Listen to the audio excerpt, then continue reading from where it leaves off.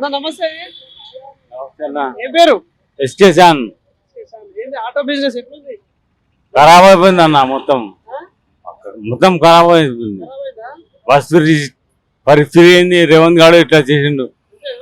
మళ్ళా పత్తెనగర్ బీచ్ పని చేస్తున్నాడు. మొత్తం జామ్ అవుతుంది అక్కడ. ఎవ్రీ ఏరియాలో జామ్.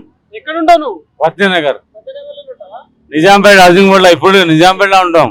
ఎప్పటి నుండి వెళ్తున్నావు ఆటో? 30 years. 30 years నుంచి వస్తున్నావు. ఏమైంది బిజినెస్ అంటే దందా ఉందా ఇది? లేదు అన్న, లేదు, ఏం లేదు, బేరం లేదు అన్న.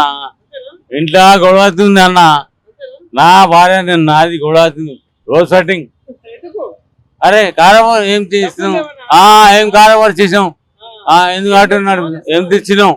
ఈ మాట ఆడుతున్నది నా ఆవిడ. ప్రభుత్వం పథకాలు ఇస్తలేదా? ప్రభుత్వం రేవంత్ రెడ్డి బేకార్ మనిషి కాడు. మళ్ళా కేసీఆర్ ఉన్నప్పుడు చాలా హ్యాపీగా నడుస్తుంది అన్న.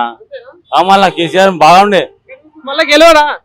కేసీఆర్ రావాలి అన్న. ఇప్పుడు కేసీఆర్ రావాలి, 100% కేసీఆర్ రావాలి. ఎందుకంటే ఆయన మంచితనం ఉన్న మంచి పబ్లిక్ కి జనాలకి మంచిగా చూసినాడు. మళ్ళా డబల్ బెడ్రూమ్ ఇచ్చిండు.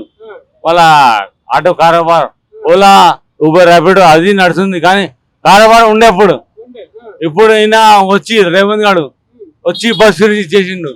అయితే ఆటో కారోబార్ మొత్తం కడుపు మీద కొట్టినాడు. బస్ ఫ్రీ వల్ల లేడీస్ కి మంచిగానే అవుతుంది కదా, డబ్బులు మిగులుతాయి కదా.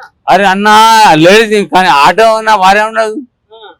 ఆటో ఉన్న భార్య ఎట్లా పోతుందా? అరే ఎక్కదు అన్న, మళ్ళా ఎక్కదు. ఇప్పుడు జిహెచ్ఎంసీ ఎలక్షన్స్ వస్తే ఏంది, ఎవరికి వేస్తాం? కేసీఆర్ కంపల్సరీ 100% కేసీఆర్. బీజేపీ కూడా ఉంది. అరే నాకు అది అనవసరం వద్దున్నా. ఓన్లీ కేసీఆర్.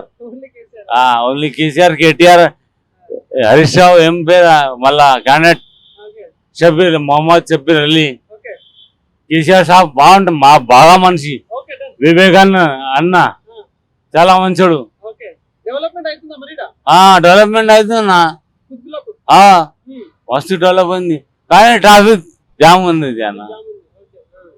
ట్రాఫిక్ కంట్రోల్ ఏమొచ్చేస్తలేదు అన్న.